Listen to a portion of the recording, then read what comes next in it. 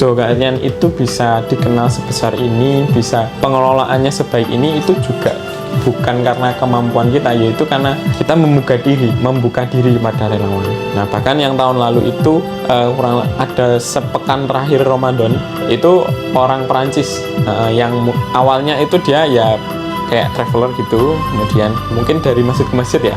Nah, orang Perancis kebetulan Muslim yang dia sangat antusias dengan vibes di Jogarian ini, kemudian dia izin untuk bagaimana saya boleh tidak untuk membantu mempersiapkan itu. Nah, ternyata prakteknya udah 1 pekan terakhir itu beliau full menjadi relawan.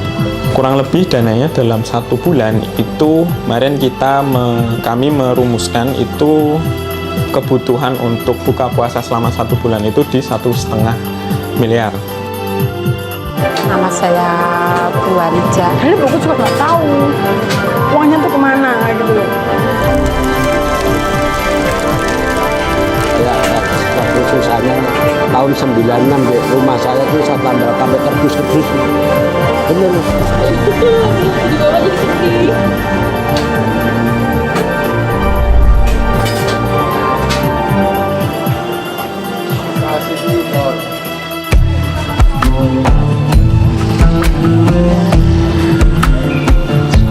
Ini adalah salah satu masjid dengan tradisi unik, yaitu menyediakan 3.500 porsi makanan gratis setiap harinya saat bulan Ramadan.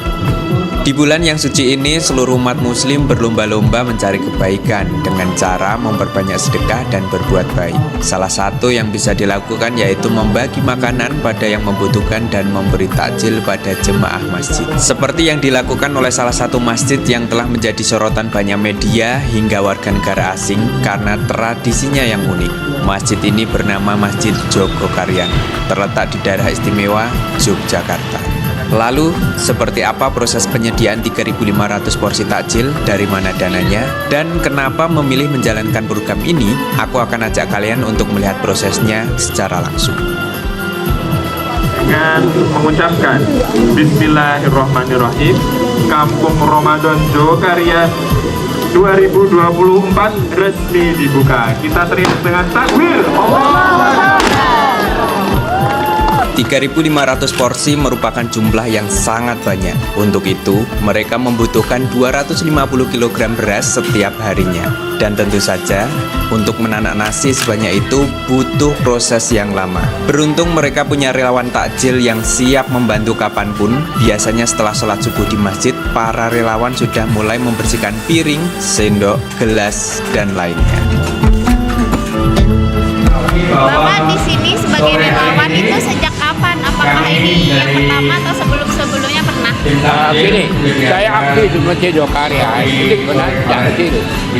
Terus waktu SMA saya begitu lulus merantau di Sulawesi Tengah. Itu kembali dan bisa kembali lagi aktif lagi ke sini. Jadi ya sejak kecil lah. Pak, kalau boleh tahu relawannya ini dari mana aja sih Pak, selain warga Jogokarian sendiri? Kebanyakan hanya dari warga kita aja, warga kampung Jogokarian. Kalau dari luar Jogokarian ada nggak? Ya hanya sekedar membantu aja ada, tapi ya sedikit aja nggak banyak. Terima kasih Pak. Perkenalkan, nama saya Muhammad Syafiq Hamzah. Saya di sini diamanahi sebagai Ketua Remaja Masjid Jogokarian.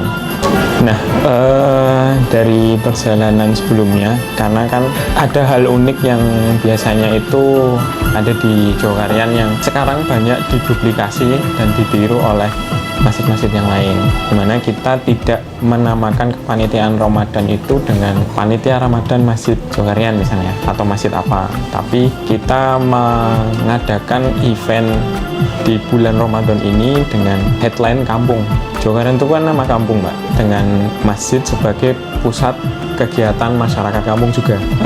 Maka agar nuansa Ramadan ini tidak hanya dirasakan tersentral di masjid, dan dari mungkin sentralnya di masjid, tapi itu bisa berimpact atau berpengaruh sampai ke sudut-sudut kampung. Jadi agar nuansa Ramadan ini bisa terasa dari pusat kegiatan di kampung, yaitu masjid, hingga ke pelosok-pelosok kampung.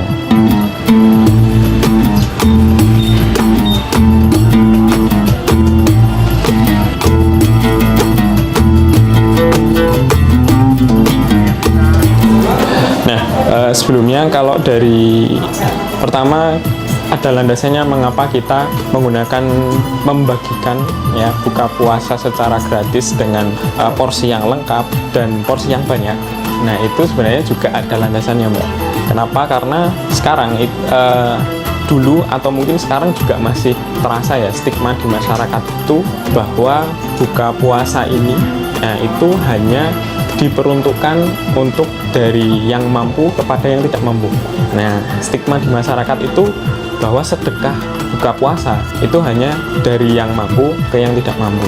Padahal dalam sebuah riwayat itu barang siapa yang menjamu orang yang berbuka puasa meskipun itu hanya dengan seteguk air ataupun sebutir kurma, nah maka dia akan mendapatkan pahala double dari orang yang menerima buka puasa pemberiannya.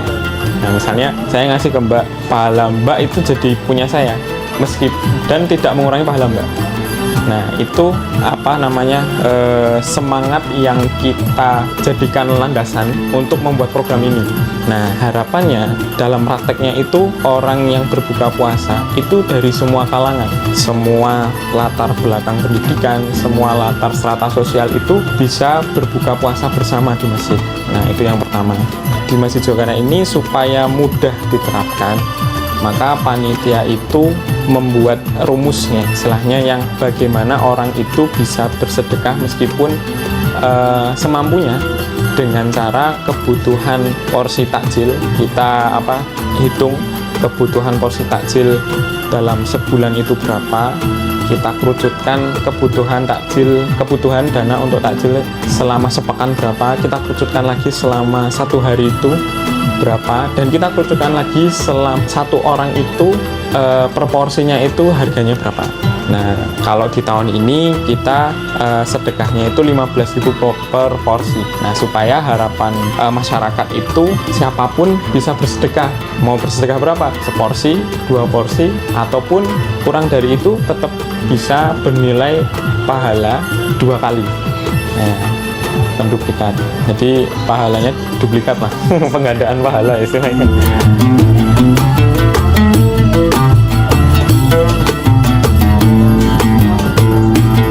Yang mungkin awalnya kita kebutuhan dalam 1 harinya itu mungkin waktu itu di awal-awal masih hanya 500, kemudian kita itu setiap tahun naik.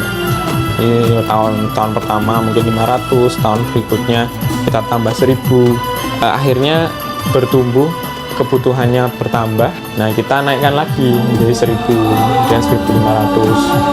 Nah sampai di titik sekarang kita bisa mencapai 3.500 sampai 4.000 ini. Berawal dari sebuah langgar kecil di kampung pinggiran kota Yogyakarta, Masjid Jogokaryan berusaha membangun umat dan mensejahterakan masyarakat hingga menjadi salah satu masjid yang dikenal oleh banyak orang. Kelompok ibu-ibu Dasawisma punya tugas untuk menyiapkan lauk dan sayur mayur. Ada 30 menu berbeda setiap harinya. Tidak ada prosedur khusus dalam pemilihan menu, hanya saja mereka sepakat untuk menyiapkan menu-menu yang tidak mudah basi. Oke, Bu, mungkin pertama Ibu bisa perkenalkan diri sebagai siapa, terus habis itu di sini bantu sebagai apa gitu. Saya sebagai salah satu anggota dari kelompok Ibu Hajah Subandi Suyuti. Kebetulan ketempatan. Jadi semua ini relawan anggota dari kelompok Ibu Hajah Subandi Suyuti. Namanya siapa? Saya Siti Suharni. Kalau di rumah ya Ibu Sugianto, kalau rumahnya saya Sugianto. Bu, bisa diceritakan nggak sih, ini kan banyak ya 3.500 porsi. Kira-kira proses persiapannya itu berapa lama dari mulai belanja sampai masakan ini matang? Kalau dari mulai belanja sampai dengan matang belanja itu kalau yang basah langsung ya. Tapi kalau yang kering bisa 1 minggu sebelumnya. Lalu juga sebelumnya lagi karena kita sudah terbiasa kalau situasi seperti ini harga naik, kita sudah pesan dulu. Jadi jobdesk itu belanja itu sudah juga ada timnya, tapi semua bisa terjadi ini karena kekompakan semua anggota. Jadi chefnya juga ada, bukan chef resmi ya, tapi kita yang bisa gitu ada, yang bisa masak gitu. Jadi bahasa saya hanya guyon saja ya. Jadi ini ada yang bisa masak ada. Jadi ada 5 orang lah nanti yang untuk dimasak, proses pemasakan. Nah, belanja juga ada proses tersendiri. Belanja ada sekitar 5 orang juga. Nah, tapi semua ibu-ibu relawan ini satu dengan yang lainnya selalu kita kontak. Bu, ini ada seperti ini, bagaimana beri masukan. Bu, ini ada seperti ini, apa bagaimana memberi masukan. Jadi kita ada grup takjil. Jadi kalau ada permasalahan kita munculkan di dalam grup itu. Bu, yang terakhir ya Bu, kalau proses masaknya sendiri itu dimulai dari jam berapa Bu?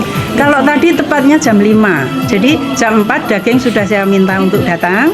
Terus habis subuh itu sekitar setengah 5 lebih ibu-ibu sudah pada kumpul. Jam 5 persis kompor sudah umek karena jam 4 sudah saya cedetkan. Daging sudah datang, yang meramu bumbu sudah jadi siap, masukkan daging masuk sudah dalam kondisi yang panas. Nah, 2 jam dari itu sudah masak. Nah, jadi ini tadi prosesnya 3 kali angkatan. Kalau nanti kurang dari itu nanti akan terlalu kesiangan, sampai di masjid juga kesiangan, nanti yang tata di sana juga kesiangan, sudah menjadi masalah. Berarti Jadi harus kita perhitungkan waktunya.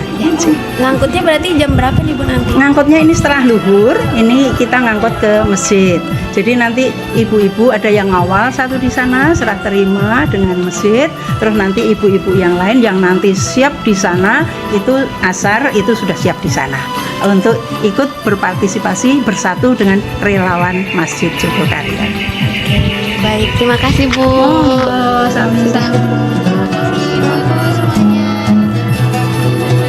Kebetulan menu hari ini adalah sop daging sapi. Mereka membutuhkan sekitar 150 kg daging sapi untuk 3.500 porsi. Untuk menunya sendiri, penentuan menu dalam 1 bulan itu ada prosedurnya sendiri atau gimana? Nah, untuk menu ya. Nah, untuk menu ini kan sebenarnya yang lebih paham itu kan ibu-ibu. Nah, karena kita dalam 1 bulan itu mempersiapkan buka puasa itu juga perlu banyak orang untuk mempersiapkan, maka sistemnya adalah kita serahkan ke ibu-ibu dengan membagi ibu-ibu dasawisma. Nah, biasanya itu ketemu tuh per hari kelompoknya ibu siapa. Nah, nanti per hari itu ibu-ibu ini berunding, berdiskusi mau menyajikan menu apa di hari mereka piket istilahnya. Nah, di hari mereka terjadwalnya. Nah, biasanya nanti dikumpulkan, disusun, dijabarkan. Nah, nanti biasanya kan ada yang kedobel tuh. Maksudnya hari Senin gulai, hari Selasa gulai lagi. Nah, itu kan belum final tuh pasti bisa direvisi. Nah, kalau sebenarnya kalau penentuan menu itu biasanya kita ibu-ibu yang lebih paham. Aku penasaran satu hal, Mas, ini kan 3.500 piring, bahkan hari ini kayaknya 4.000 deh tadi aku dengar. Itu gimana cara menata atau plating di piringnya? Mata setupnya ya. Iya, banyak kan.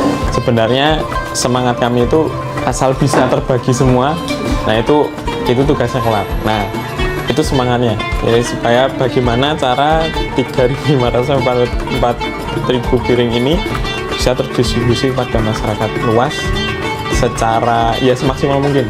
Maka biasanya kalau setup itu ya hanya kita menata bagaimana kita kan menyediakan meja yang agak besar ya, meja yang agak besar, yang agak luas, yang bisa muat sekiranya tuh ya kurang lebih 1.000 lah. Nah, itu kan terus nanti kalau misalnya habis tinggal disalurkan dari dapur gitu kan.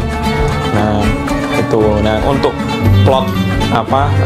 plotting masa yang ingin mengambil buka puasa, yaitu kita mengusahakan sebisa mungkin tidak bercampur antara laki-laki perempuan.